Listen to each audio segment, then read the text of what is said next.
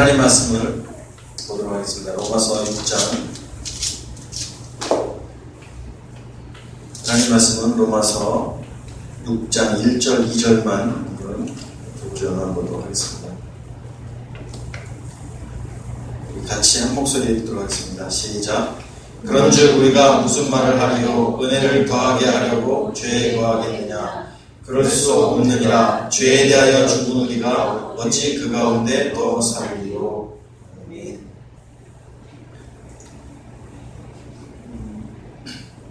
어제 점심 식사 시간 지나고 나서 인근에 가까운 교회 목사님 두 분이 오셔서 잠깐 교제를 나눴습니다.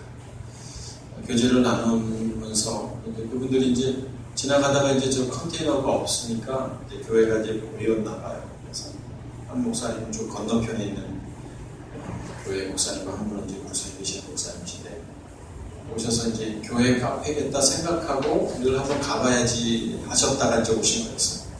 그래서 늘 오셔서 목사님들하고 이제 한 시간 정도 교제를 나눴는데 그 중에 한 분 목사님은 요 앞에서 요 육교 건너서 이제 진입로에서 간이 정류장에서 이제 아침 새벽 예배 끝나고 이제 전도를 목사님하고 늘 하신다고 해요.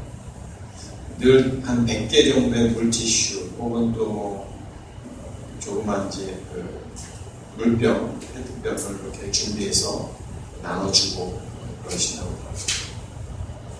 그리고 교우들은 오지 말라고 하고 아침에 출근 준비를 듣자니까 목사님하고 그 목사님이 하시는데 본인이 좋다고 하시더라고요. 당연히 좋죠. 전도도 하시고 하니까. 그래서 이런저런 이야기를 나누면서 좋은 이제 생각인데 혹시 여기 예산이 있는데 한 사람당 얼마라고 그러더라고요. 그래서 이제 그 예산으로 커피를 그렇게 하고 그렇게 하는데 예산이 이제 터무니에 없이 적은 예산이죠. 그래서 한 사람당 한 200~300원 정도의 예산이 100명 매일 한 달에 한 25만 원 정도 예산을 가지고 하시는 거예요. 그래서 이제 이 커피를 이렇게 대접하면 좋겠다 해서 이게 맞겠느냐 가격이 커피로 이렇게 얘기를 하셔서 제가 그렇게 얘기했습니다. 커피 가격이 얼마가 되든 우리가 지금 마시는 커피 조거 하나만 용기 자체만 컵 용기 자체만 한 200원이 조금 더 되거나 덜 되거든요. 할 때까지. 그러면 커피 없이 그냥 빈 케이스 줘야 되잖아요. 그렇죠? 예산이. 그리고 100명, 하루에 100명 우리가 다 우리 교회 돈으로 하겠습니다. 얼마든지 그거 못하겠냐. 우리가 4,500원에 팔고 있는 거 100잔이라도 하겠다고 제가 얘기했습니다. 그렇지만 그냥 안 하시는 게 좋을 것 같다고 얘기를 드렸던 이유는 뭐냐면 과연 그것을 돌린다고 했을 때 그들이 주님 품으로 올 수 있겠느냐라는 것하고 목사님의 영적인 동기부여, 전도에 대한 동기부여도 이해는 되지만 전도라는 것이 그걸 주면서 그 밑에 이제 교회 이름 참사랑교회 쓰고 카페 목베드 쓴다고 안 할 거라서 제가 뭐라고 말씀을 안 했지만 예전에 저희 교회도 열심히 했던 교회니까 그런 생각이 잠깐 들었습니다. 그래서 신뢰를 무릅쓰고 목사님 얼마든지 100잔 아니라 커피든 뭐든 우리 돈 들여서 도울 수 있습니다. 협력할 수 있습니다. 그러나 저희도 좀 전도를 열심히 했던 교회이기 때문에 안 하는 게 좋을 것 같습니다. 받는 사람의 입장은 고마워할 것입니다. 감사할 것입니다. 그러나 그것이 교회로 오게끔 할 수도 없습니다. 그래서 막 더 해주고 싶은 얘기가 있었죠. 그렇지만 예의를 갖춰서 이제 그렇게 얘기했습니다. 그래서 이제 결국에는 그냥 당신 내가 하던 방법으로 물티슈를 준다고 하더라고요. 그러면서 예수 믿으세요, 주고 예수 믿으세요 준다고 그럴 때 마음이 참 무겁습니다. 예수 믿으세요라고 물티슈 한 장을 주고 지나가다가 분양사무실에서 물티슈를 주고 도로변에 많이 그러잖아요. 그럼 저는 물티슈가 필요하니까 너무 유용하게 씁니다. 지나가다가도 저도 하나 주세요 라고 하고 서명 한다고 그러더라고요. 서명하면 귀찮아서 그냥 안 받기도 하지만 오늘 계속 전화가 오니까 문자가 옵니다. 뭔가를 주어서 전도하는 시대는 사실은 맞지 않습니다. 생활 수준이 훨씬 나아졌고 끝까지 티슈 하나가 사람의 마음을 감동시키는 시대가 아닙니다. 대만에 가서 사실 전도도 했습니다. 그 선교사님이 하신다고 하니까. 근데 주어서 되는 시대가 아니고 대만 사람들 그거 주어서 볼펜을 이렇게 300장을 준비했는데 그거 주고 하나님 당신을 사랑합니다 이러면서 중국말로 하면서 줘도 하라니까 하는 거지 되지가 않습니다. 전도의 개념도 좀 다르죠. 어쩌면 점점 시간이 흘러가면 흘러갈수록 주님을 찾는 사람들은 점점 적어질 것입니다. 교회가 설령 외적으로 불어난다 할지라도 영적으로 생명을 가지고 살아 꿈틀거리는 사람들은 어쩌면 찾아보기 힘든 시대에 우리가 살고 있는지도 모릅니다. 그래서 우리는 사명이 있습니다. 이 복음을 전해야 되는 사명이 있어서 죽을 때까지 이 사명 때문에 우리는 존재하지만 우리가 예전처럼 율법 안에서의 전도, 율법 안에서의 그들을 교회로 인도케 하는 방법은 이제는 아니죠. 지금은 우리가 그리스도 안에 사는 삶이 무엇인지를 그들이 봐야 하는 겁니다. 그리스도 안에서 산다는 것.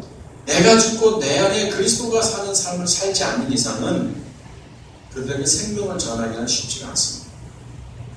마치 예수님께서 십자가의 죽음을 통해서 다시 그리스도로 부활하셨던 그것을 우리에게 보여주셨던 것처럼 우리도 저 많은 사람들에게 생명을 가진 자가 어떤 건지를 보여주는 믿음의 삶을 살아야 되는 것입니다. 그것이 사도 바울이 말했던 내가 죽고 내 안에 그리스도가 산다라고 말하는 것입니다. 그래서 우리는 이제 다 지워버려야 됩니다. 예전에 우리가 알고 있던 지식적인 가치관도 다 지워버리고 이제는 진짜 성경이 무엇을 말하고 있는가에 대한 성경의 본질적 의미를 제대로 이해해야 하지만 우리가 믿음의 삶을 살고 하나님의 자녀로서의 삶을 산다는 것입니다. 오늘 우리가 로마서 6장 1, 2절을 보았습니다만 여기 본문에 보면 죄라는 단어가 등장합니다. 그런즉 우리가 무슨 말을 하려 은혜를 더하려고 죄에 거하겠느냐. 그럴 수 없다. 죄에 대하여 죽은 우리가 어찌 그 가운데 살겠느냐라고 죄라는 단어가 나옵니다. 여러분이 생각하는 죄, 이게 도대체 뭐냐는 거죠. 자, 그러면 죄의 반대말은 또 뭘까요? 죄를 짓지 말아야 된다면 죄의 반대말은 뭐죠? 죄의 반대말. 악의 반대말은 선이라고 말할 수가 있겠지만 죄의 반대말이 뭘까? 그래서 저도 혹시나 해서 혹시 사람들은 뭐라고 대답하나 인터넷을 찾아봤습니다. 죄의 반대말은 공이다. 아마 이거 공이다라는 표현을 쓰고 있습니다. 죄는 나쁜 거고 이것은 공은 어떤 뭔가를 이렇게 이루는 것입니다. 반대말을 이렇게 표현하는 사람도 있었습니다. 또 어떤 사람들은 죄에 대해서 이런저런 말을 했지만 죄의 반대말은 결국 뭐예요? 무죄죠, 무죄. 무죄. 죄가 이렇게 해서 갑자기 생각이 안 나요. 죄. 생각나요. 죄가 없는 게 반대말이겠죠. 그러니까 성경이 말하고 있는 죄에 대한 개념을 우리는 잘 이해해야 합니다.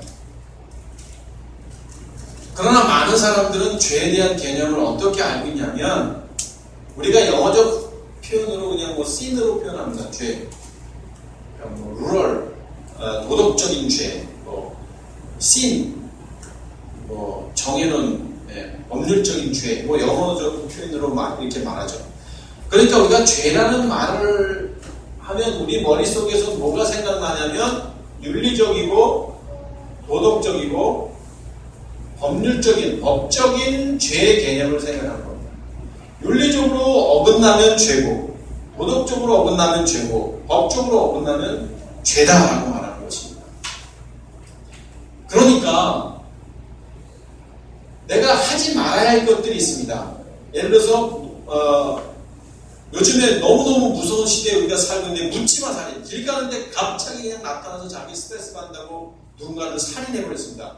이거는 법에 어긋난 일이기 때문에 죄를 지은 겁니다. 그래서 죄의 대가를 감옥에 간다거나 이런 법적인 죄로 그 사람을 정해놓습니다. 자, 법으로 정해놓은 죄가 있습니다. 뭐냐면, 자, 횡단보도. 빨간불에 건너가지 마시오. 파란불에 건너가시오. 요즘 파란불이 아니라 초록불이라고 하는데, 건너갔습니다, 빨간불에. 위험한 거지만 이것은 정해놓은 룰을 벗어난 겁니다. 이것도 어떻게 보면은 죄에 속하는 거예요. 경범죄. 그러니까 죄에 대한 개념은 뭔가 정해놓은 기준으로부터 어긋난 게 죄라는 개념을 우리는 갖습니다. 그러니까 이런 개념이 우리는 어릴 적부터 교육을 통해서 우리 머릿속에 이미 자리를 잡은 겁니다. 사람은 사람답게 살아야 된다. 짐승이 아니다. 이런 말도 수없이 들어왔고, 우리는 윤리와 도덕이라는 교과 과정을 통해서 우리는 이 땅에서 착하게 살아야 되고 선하게 살아야 된다는 가르침을 받았습니다. 정상적인 사람이라면 이렇게 살아야 된다는 교육의 개념을 받았기 때문에 그 교육에 녹록가 된 사람들이라면 뭔가 내가 악한 일을 하려고 해도 죄에 벗어난 행동을 하려고 해도 절제하는 그런 삶을 살아온 겁니다. 이것이 교육의 목적이고 또 교육을 통한 또 가르침입니다. 그러니까 우리는 이미 세상 교육으로부터 정해놓은 죄의 개념을 이렇게 개념화 시켜버렸습니다. 우리가 알고 있는 하지 말아야 할 것과 해야 할 것. 그렇다면 성경도 우리가 성경을 바라보는 시각도 그런 개념으로 성경을 보니까 성경이 말하는 죄의 개념을 마치 그런 개념으로 보는 겁니다. 그러니까 우리가 예배를 드려도 설교 말씀도 이렇게 해야 됩니다. 믿음의 사람들이라면. 신앙을 가진 사람들은 이런 것을 하면 안 됩니다. 우리는 기도의 삶을 살아야 됩니다. 믿음의 사람들은 기도해야 합니다. 고난이 오고 힘든 문제가 있다면 우리는 기도해야 됩니다. 라고 가르칩니다. 그래서 기도하지 않는 사람은 마치 신앙이 없는 사람처럼 취급하고 있습니다. 성경을 읽어야 합니다. 하나님의 말씀이기 때문에 성경을 읽어야지만 되는 줄을 압니다. 그런데 성경을 읽지 않으면 신앙이 없는 사람은 취급을 합니다. 물론 제가 오해받을 수 있는 표현을 썼습니다만 맞기도 하고 틀리기도 합니다. 기도를 많이 하면 신앙 좋은 사람이고 성경을 많이 알면 신앙 좋은 사람이라는, 그게 어디로부터 왔느냐? 뭔가의 기준이라는 것 때문에 온 겁니다. 그러니까 우리가 한번 예전의 과거로 돌아가 보십시다. 수없이 예배 시간에 들어왔던 설교 말씀들이 무엇을 우리에게 말하고 있죠? 하지 말라 이겁니다. 하지 말라. 하라 이겁니다. 하라 이겁니다. 선교하라, 구제하라, 기도하라, 말씀 가운데 살라 이겁니다.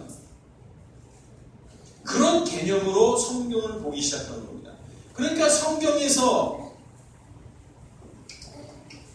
어떤 말씀 속에 항상 기도하라, 쉬지 말고 기도하라, 항상 기뻐하라 이런 말씀이 있습니다.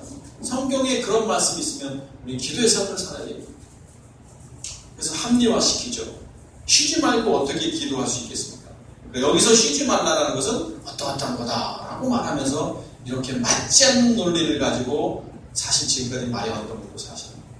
자, 항상 기뻐하라. 어떻게 기뻐합니까? 오늘 속상한 일인데 어떻게 기뻐할 수 있습니까? 견디라는 건가요? 자, 성경에 나와 있잖아요. 그럼 그것을 본문으로 해서 우리는 어떻게 설교를 들어왔습니까? 하지 말아야 할 것, 해야 할 것. 이제 그런 개념들을 우리는 다 이제 깨트려 버리자는 겁니다. 성경이 말하는 게 과연 그런 거냐? 항상 기뻐하라. 이게 뭐 어떻게 항상 기뻐해요? 사랑하라. 어떻게 우리가 사랑해요? 개념이 정리가 되지 않으면 성경이 말하는 본질적 의미를 이해도 하지 못할 뿐더러 삶 속에서도 적용이 안 되는 겁니다. 어떻게 우리가 사랑을 합니까? 사랑할 수 없는 존재들이. 어떻게 우리가 항상 기뻐할 수 있습니까? 살면서 부닥치는 문제가 얼마나 많은데, 특히 공중권세자분자들이 믿음의 사람들을 얼마나 건드리는데, 참으라는 건가요, 그게? 자, 보십시다. 그러면 죄에 대한 문제도 마찬가지입니다. 죄. 오늘 여기 6장 1절을 보면 그런즉 무슨 말을 하리요? 자, 그런즉이라는 단어는 접속사입니다. 연결 접속사로 앞에 5장에서 무슨 말을 했듯이 한 겁니다.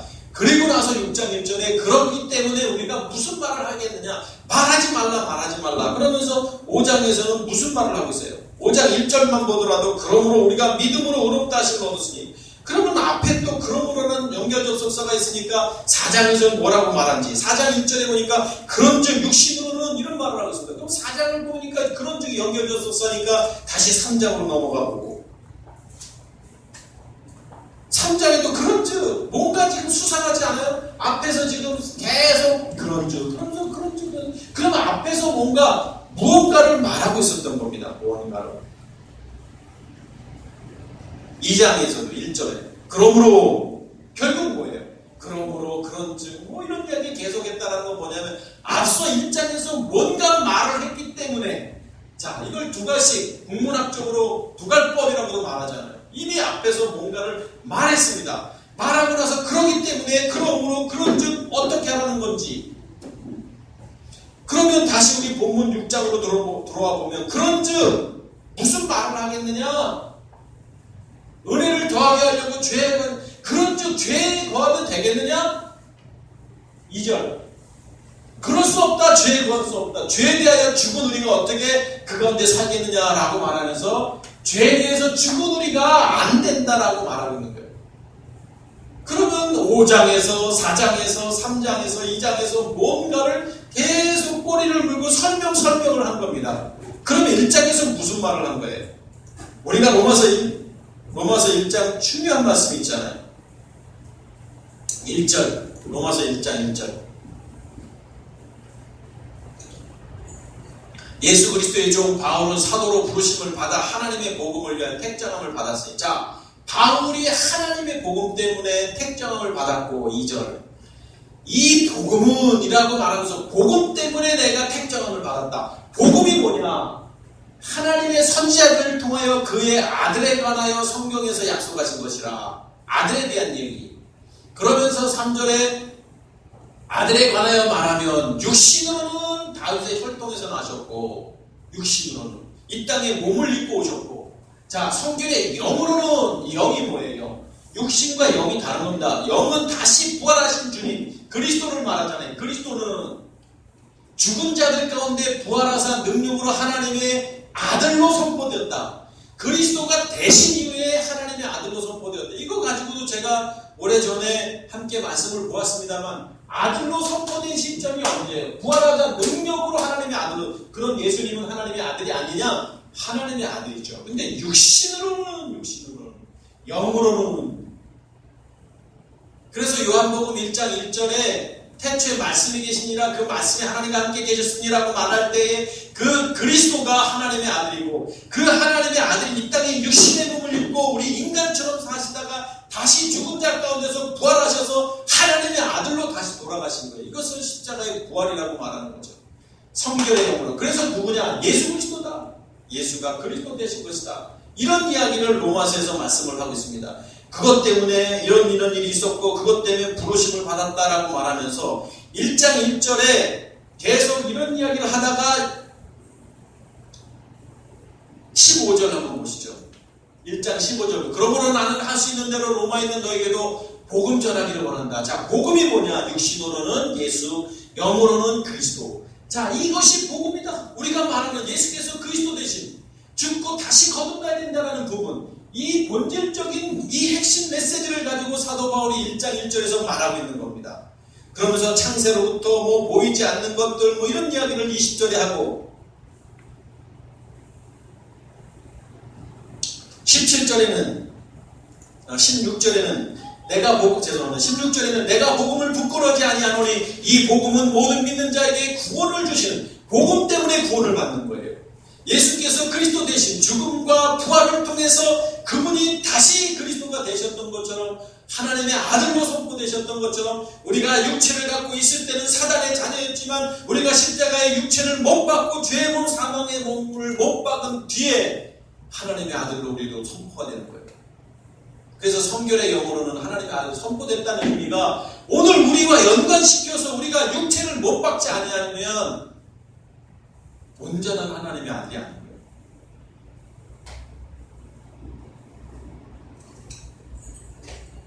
그래서 하나님의 자녀는 어떻게 되느냐? 복음 때문에 된다. 복음이 뭐냐? 예수께서 그리스도 되십니다. 그래서 우리가 잘 아는 대로 요한복음의 21장이나 요한일서 5장에 예수께서 그리스도이심을 믿는 자마다 그 이름을 힘입어 생명을 얻는다라고 말하고 있는 거예요. 예수가 그리스도 되신 것처럼 우리가 육체를 십자가에 못 박는 믿음의 행함을 통해야 우리가 누가 되는 거예요? 거듭나게 됩니다. 하나님의 자녀가 되는 겁니다. 이것이 복음인 겁니다. 이것이 유한겔리온입니다. 지난주에 말씀드렸죠. 유한겔리온. 자, 이것이 복음인데 이 복음 안에 복음을 1장에서 설명하고 그러면서 그러므로 누구를 막론하고 2장에서 복음에 대한 이야기, 복음 안에 있는 사람들이라면 어떻게 하는 거냐? 이것이 2장 내용이고 3장을 보면 그런즉 유대인의 나음이 무엇이냐, 할례의 유익이 무엇이냐 하면서 위 복음 안에 있는 자와 율법 뭐 이런 이야기를 하는 거고, 그러면서 또 4장에 가보면 그런즉 육신은 우리 조상 아브라함같이 무엇을 복음 전에는 어떻고 그 다음에 복음 이후에는 의가 죄가 어떤 건지에 대해서 4장에서 말하고 있고, 5장에 가서 그러므로 복음 안에 있다면 믿음으로 의롭다 하심을 얻었느니 뭐 이런 이야기를 하고 있는 겁니다. 그러면서 6장에 그런즉 자 복음 안에 있다면 너희가 육체를 십자가에 못 박아서 다시 거듭난 하나님의 자녀가 됐다면 무슨 말을 하겠느냐? 너희가 진짜 십자가의 몸을, 사망의 몸, 옛사람 죄의 몸을, 육체를 십자가에 못 박았다면 무슨 말 하겠느냐? 죄에 거할 수 있겠느냐? 복음 안에 있다면 너희가 십자가에 너희 육체를 못 박았다면 죄에 거하겠느냐? 이 말을 하는 거예요. 그러면 목사님 우리가 살면서 죄를 안 질 수 있으니까 이 말을 하는 게 뭐냐면 조금 전에도 말씀드렸던 우리 뇌 속에 윤리적이고 도덕적이고 법적인 죄의 개념을 갖고 있기 때문에 성경이 말하는 그런 죄가 뭔지를 알아야 될 거 아니에요. 죄가 뭔지. 성경이 말하는 이 지금 여기 본문 속에 죄에 대한 단어가 우리가 잘 아는 하마르티아라는 단어입니다. 하마르티아.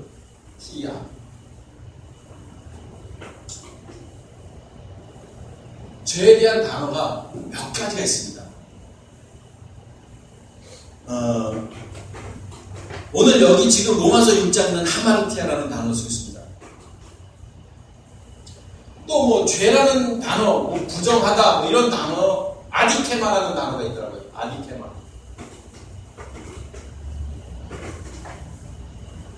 단어가 있어요. 그런데 오늘 여기 지금 여기 이 죄, 성경이 말하는 이런 죄, 로마서에 말하고 있는 죄가 하마르티아라는 단어가 쓰여 있어요. 이 하마르티아라는 단어는 제가 수없이 설명을 드렸고 우리 교회 가족들이 이 하마르티아를 모르지는 않을 거예요. 제가 늘 말씀드렸지만 빗나가다, 벗어나다 이런 단어 뜻입니다.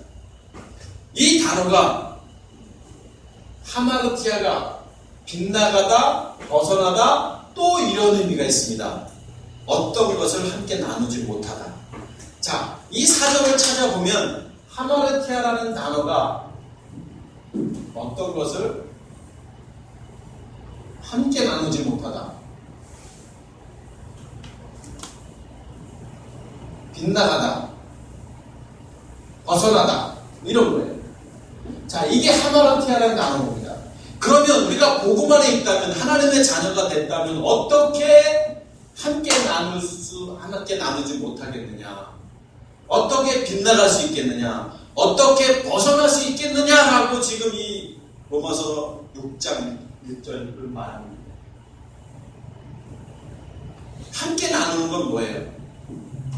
늘 말씀드리지만 동행할 수 있는 사람, 히트할라, 그 하나님과 동행하는 사람만이 함께 나누는 겁니다. 하나님의 자녀만이 함께 나누는 겁니다. 하나님의 자녀는 함께 나눌 수 없습니다. 오늘 우리가 예배 가운데 예배가 끝나면 식사하자 함께. 근데 여기 있는 사람들이 같이 먹는 거니 저 아프리카는 누군가 이 자리에 함께 이거 할 수 있겠어요? 좀 개념을 제가 좀 원색적으로 좀 표현했습니다만 함께 나누지 못한다. 다시 말하면 보세요. 복음 안에 있다면 예수께서 그리스도이심을 믿는다라면 우리가 육체를 십자가에 못 박고 거듭난 사람들이라면 하나님이 우리를 아들로 인정받은 하나님의 자녀들이라면 우리가 어떻게 함께 나누지 못하겠느냐? 어떻게 빛나는 삶을 살겠느냐? 어떻게 하나님과 바른 방향의 삶을 살 수 있겠느냐? 이것이 로마서 6장 1절의 말씀입니다. 여러분, 그러니까 죄의 개념을 나쁜 짓을 하고 사기를 치고 타락하고 이런 개념으로 생각하니까 내가 타락하지도 않고 내가 나쁜 짓도 안 했기 때문에 나는 죄인이라는 생각을 갖지 않는 거예요. 절에 다니면서 착하게 살고 열심히 사는 사람들, 그 사람들 교회 다니는 사람 100이면 100이다. 그 사람 구원받았다고 말하겠어요? 왜 구원받은 구원과 연관시킵니까? 교회와 연관시켰기 때문에 그런 거예요. 그런데 교회 내 안에서도 자기들에게는 적용을 하지 않습니다.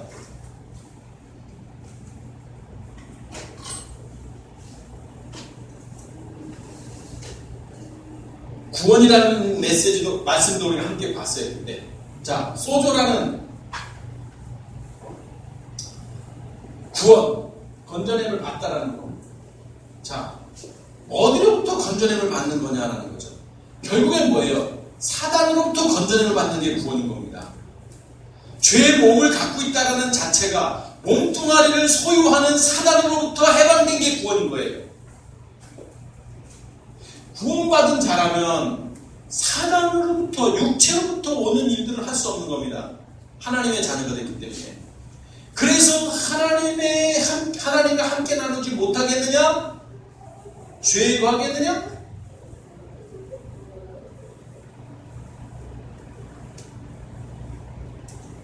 죄는 우리가 생각하는 그게 아닌 겁니다. 그래서 오늘 본문 2절도 한번 보십시다. 2절을 보면 그럴 수 없다. 죄에 대하여 죽은 우리가 이렇게 되어 있습니다. 이거 중요한 단어. 죄에 대하여 죽은 우리.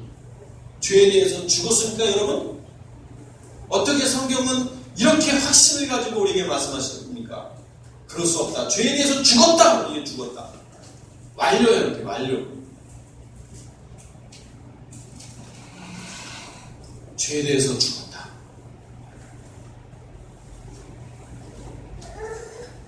죄에 대해서 죽은 사람이 있냐고, 죄 안 짓냐고 그러면 그건 뭐냐면 이런 개념을 갖고 있는 거예요. 윤리적, 도덕적, 법적 개념. 그래서 내가 실수를 하고 살다가 부닥치면 하나님 잘못했습니다. 회개한다고 그렇게 하고, 그리고 또 하나님 마치 깨끗하게 씻으신 것처럼 그러다가 또 나 실수하면 또 죄 짓고 하나님 또 잘못했습니다. 교회 가서 울면서 회개하고, 죄송합니다만 그게 죄 짓는 거고 회개하는 거고 이겁니까?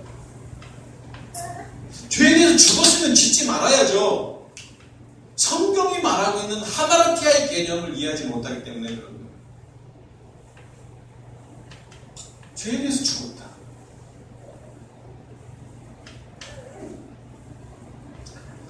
죄송합니다만 원문 성경을 제가 그대로 적어와 봤어요. 하이티네스 앞에 사노멘 에티 하마르티아 이렇게 되어 있었습니다. 죄에 대해서 죽었다. 그러니까 지금 죽었다는 의미도 모르고 죄라는 의미도 모르니까 죄에 대하여 죽은 우리라는 표현 자체를 이해하지 못하는 겁니다. 죽은 게 뭐예요? 죽은 게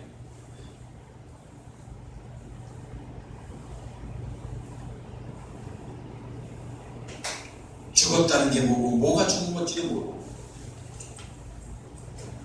분명히 그러잖아요. 죄에 대해서 죽었다. 근데 왜 죄를 지고 사냐고요. 이해가 안 되잖아요. 안 죽었으니까 그런 거네요. 그러면 이 세상에서 천국 갈 사람 아무도 없네요.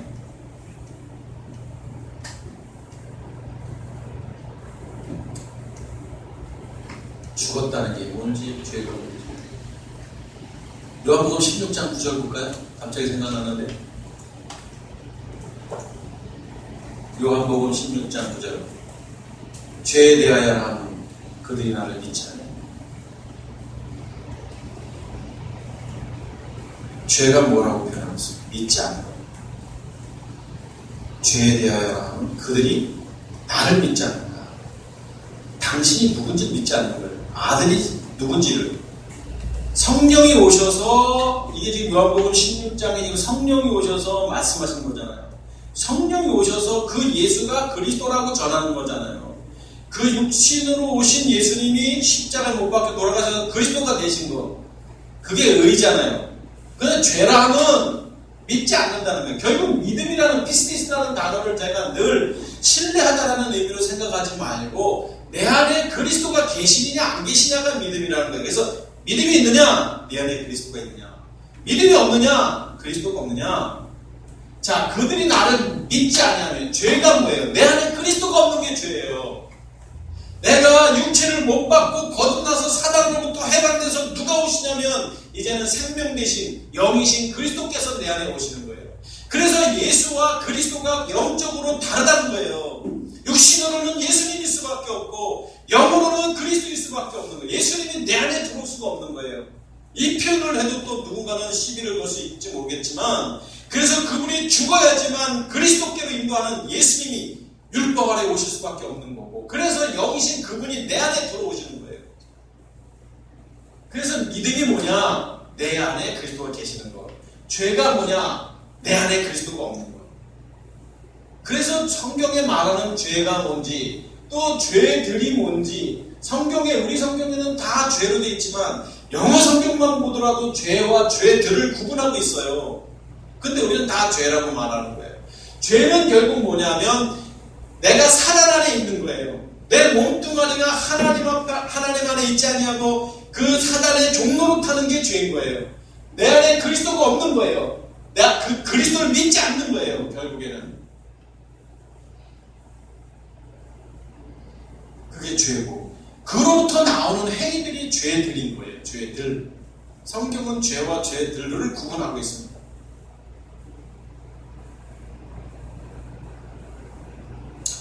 오늘 다시 본문 로마서 6장 2절로 돌아가 보면 자, 그럴 수 없다. 죄에 대해서 죽은 우리가 너희가 이제 예수께서 그리스도이신 우리가 믿잖아요.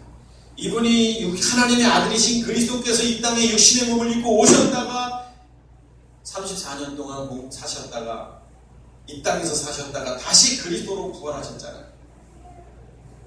그것처럼 우리도 육체 가운데 있지만 십자가에 우리의 생각과 가치관을 못 받고 다시 거듭나서 하나님의 자녀가 됐다면 어떻게 너희가 거듭났는데 죄에 대하여 죽었는데 어떻게 너희 안에 그리스도가 있는데 어떻게 너희 안에 믿음이 있는데 어떻게 죄 가운데 살 수 있겠냐. 로마서 여기까지 이 얘기하는 거예요. 그래서 로마서 1장에서 복음이 뭔지에 대한 이야기라고 하고 2장, 3장, 4장, 5장 계속 복음을 안다면 복음이 너희들 안에 있다면 복음 속에 사는 사람들이라면 너희가 정말 거듭났다면 어떻게 죄에 대해서 죽은 너희가 죄 가운데 살겠느냐.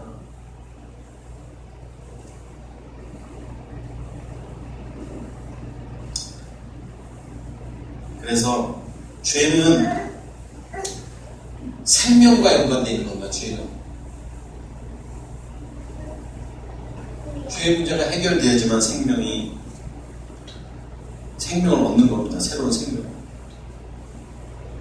죄들은 행위와 관계됩니다. 행위.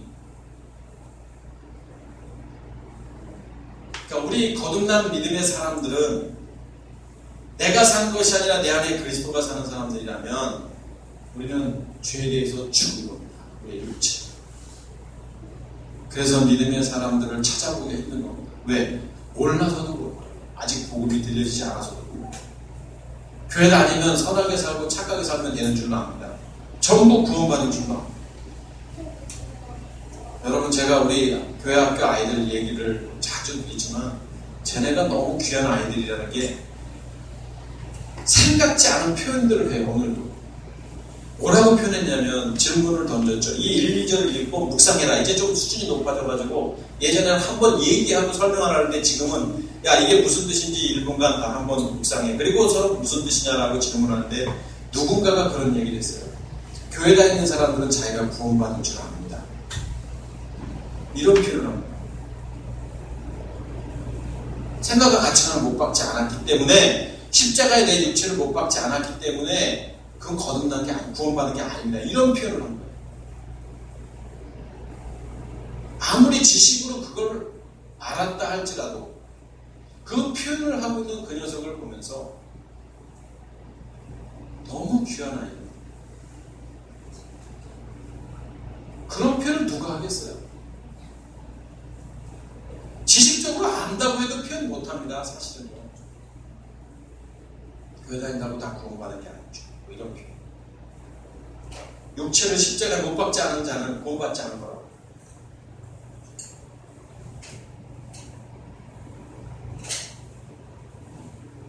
생명에 관한 겁니다. 죄는 결국 어찌 그 가운데 살겠느냐 이렇게 표현하고 있는 겁니다. 그래서 우리가 잘 아는 대로 하나님이 아브라함에게 나타나셔서 창세기 보면 내가 네게 지시할 땅으로 가라 그랬잖아요. 본토 친척 아비집을 떠나서 가라. 갈 바를 알지 못하고 갑니다.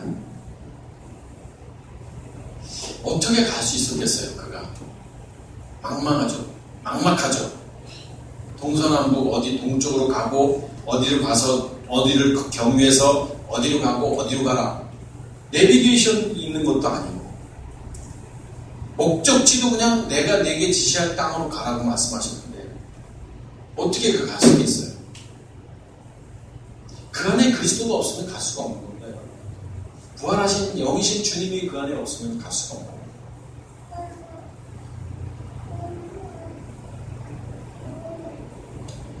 이게 죽은 거예요. 죽은 거. 죽은 사람만이 그렇게 할 수 있는 겁니다. 죽지 않으면 그렇게 못해요. 시편 116편 15절을 한번 보시죠. 시편 116편 115. 네. 시편 116 115.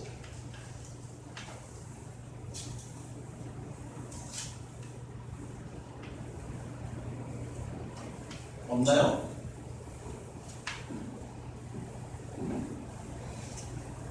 네, 15죠, 15. 네, 죄송합니다. 115. 116편 15절에 보면 그의 경건한 자들의 죽음은 이렇게 되어 있습니다. 지금은 이 경건한 자의 죽음이라고 잘 되어 있습니다. 성도의 죽음이라고 예전에는 그렇게 예전 성경에 그렇게 되어 있었어요. 성도는 경건한 자예요. 경건한 자. 근데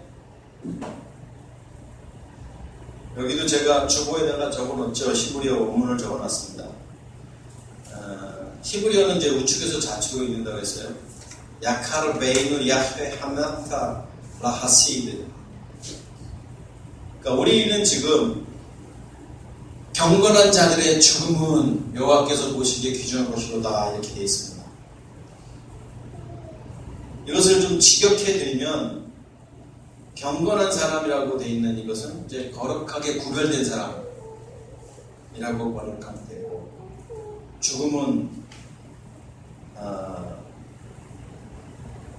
여호와께서 보시기에 귀중한 것이다라고 되어 있는 이 의미는 하나님의 눈에 가치 있고 귀중하다. 야카로 베이누 야헤 하맛 달라하시. 근데 여기 지금 경건한 자들, 여기 성도라는 경건한 자들이라는 이 단어가 하시드라는 단어, 하시드. 히브리어는 이렇게 씁니다. 하시드. 이렇게 씁니다. 이렇게 읽는다고 했습니다.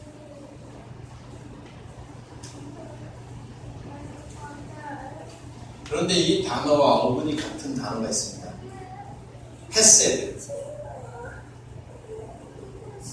헤세드. 요거 하나 차이죠?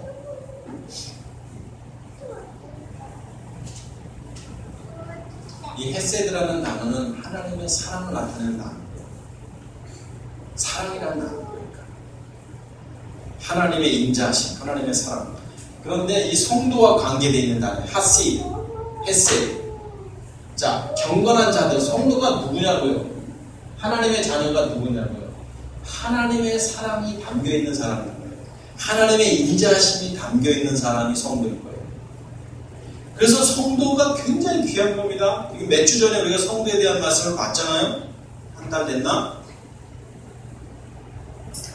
뭐 집사님, 장로님, 목사님, 뭐 전사님 다 좋은데, 권사님 다 좋은데, 성도, 하시, 하나님의 인자하심이 담겨져 있는 사람, 하나님의 사랑하심이 담겨 있는 사람. 하나님의 인자하심과 하나님의 사랑은 뭐예요? 당신의 아들이신 그리스도. 그리스도가 있는 사람이 성도예요. 그런데 성도님 빨리 또 시간 빨리 집사 받으셔야죠. 뭐 이런 표현들 옛날에 들었잖아요. 자, 하나님의 성품이 인자하신 하나님의 사랑의 성품이 들어가 있는 자들의 죽음은 당연하죠. 죽어야지만 하나님의 성품이 하나님의 인자하심과 하나님의 사랑하심이 우리 안에 들어오는 거예요. 안 죽고 어떻게 우리가 하나님의 성품이 들어와요? 사단 마귀가 우리를 지배하고 있는데 죽지 않고 절대 하나님의 자녀가 될 수 없습니다, 여러분.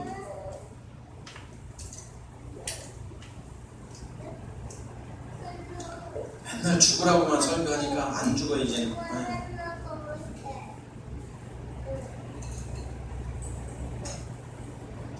그래서 죽은 자는 죄에게 종로를 타지 못한다고 말하고 있는 겁니다.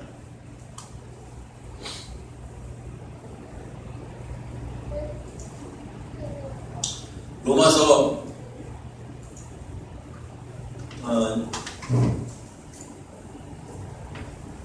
6장 8절 한번 볼까요?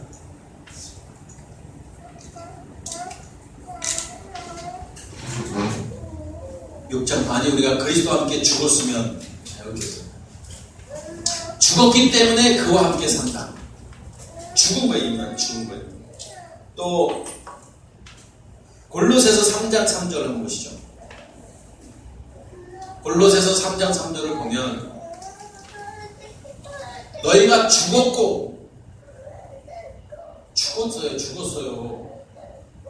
생명이 그리스도와 함께 하나님 안에 감춰졌다.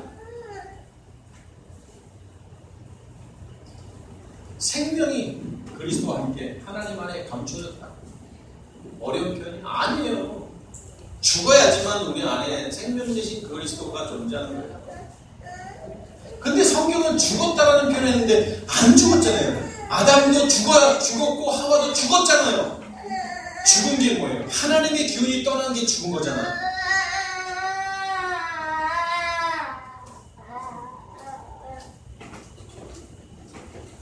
자, 하나님의 기운이 떠난 게 죽은 겁니다.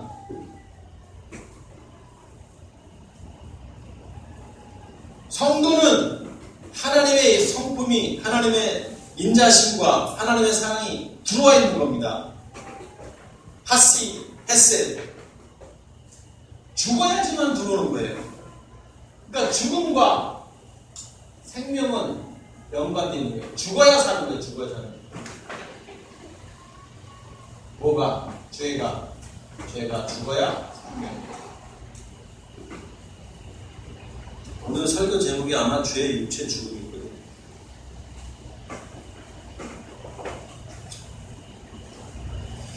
그래서 다윗이 시편 116편 15절을 통해서 다시 한번 본문으로 돌아갑니다. 본문이 아니라 116편, 시편 116편 15절을 한번 보시면요. 경건한 자들의 죽음은 여호와의 보시기에 귀중한 것이다. 이렇게 되어 있습니다. 하나님의 눈에 귀중하다. 가치 있다. 거룩하게 구별된 사람들, 하나님의 성품이 있는 사람들, 하나님의 사랑과 인자심이 있는 사람들, 내 안에 그리스도가 있는 사람들, 사단이 아니라 그리스도 안에 있는 사람들, 다시 태어난 사람들, 거듭난 사람들의 그 죽음, 이미 죽었지만 하나님 보시기에 귀중한 것이다. 하나님 보시기에 가치가 있다. 구별된 사람, 가치가 있다.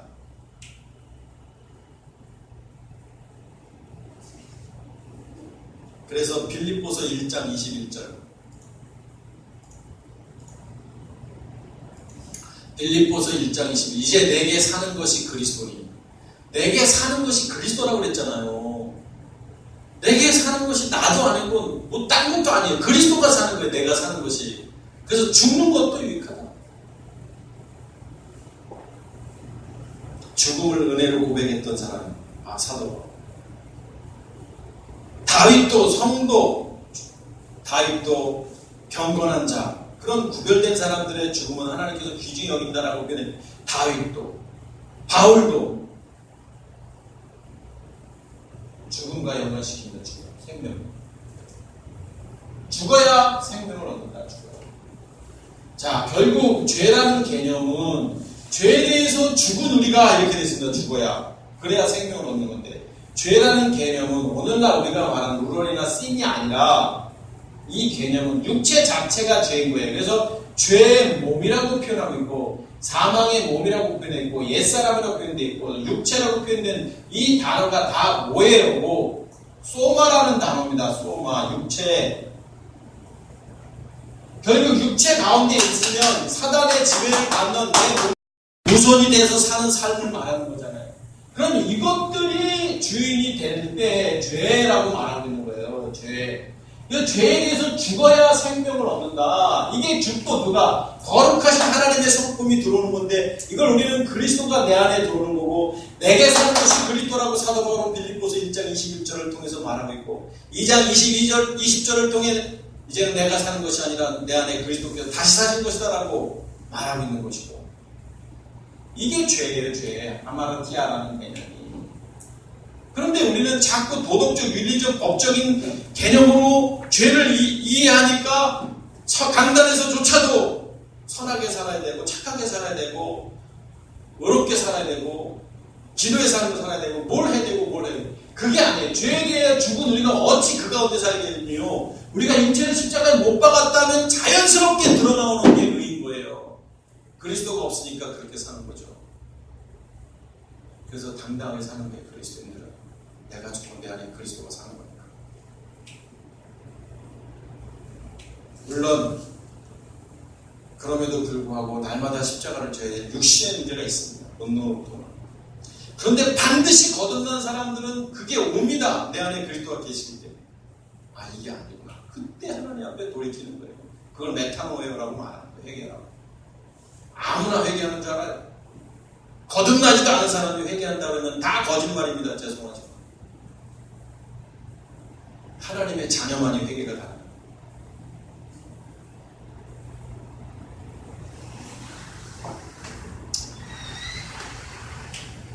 자, 본문 한 번만 다시 읽고 마치도록 하겠습니다. 로마서 6장. 그러기 때문에 그런즉 우리가 무슨 말을 할 수 있겠냐? 말은 되냐? 어떻게 죄 가운데 거하겠느냐? 2절. 그럴 수 없지 않냐? 죄에 대해서 죽었는데 우리 육체가, 죄의 몸이, 사망의 몸이, 옛사람의 소마가 너희 안에 그리스도가 있는데, 너희 안에 하나님의 성품이 있는데, 너희 안에 헤세드, 하나님의 인자하심과 사랑이 있는데, 그 가운데서 더 살려? 못 살지 않느냐? 결국 뭐예요? 구원받지 못했기 때문에 그런 식으로 사는 겁니다. 하나님의 자녀가 되지 않았기 때문에, 내 십자가에 내 육체를 못 박지 않았기 때문에 나타나는 거예요. 나타난다면 어떻게 살 수밖에 없어요. 헤세드, 영으로 사는 거예요. 그리스도가 사는 거예요. 그리스도가 살기 때문에 아무것도 아닌 거예요. 하찮은 거예요, 이 세상이. 그리스도가 내 안에 사시기 때문에 이 세상이 너무 우스운 거예요. 아무리 아무리 나를 고난 가운데 사탄이 건드려 보십시오. 우습지. 아무리 나를 흔들어 보십시오. 내 안에 하나님의 아들이신 그리스도가 계시다. 그게 그리스도의 삶인 거예요. 바락바락 아둥바둥 그렇게 살지 마세요. 내 안에 생명 되신 그리스도가 계시기 때문에. 그래서 로마서 6장에서 말하는 그렇게 살 수 없다. 죄도 모르고 구원이 뭔지도 모르고 생명이 뭔지도 모르니까 그냥 뭐 신음하다가 안 되면 하나님 앞에 또 돌이켜서 뭐 작정해서 기도해서 응답받고 안 되면 하나님 아직 때가 안 된 거에다 스스로 막 정화해가면서 그런 게 어디 있습니까? 죽을 것 같이 괴로우면 죽으면 좋죠. 천국 가는데. 세상에서 가장 행복한 건 죽는 것. 그렇게 사십시오. 기도하겠습니다.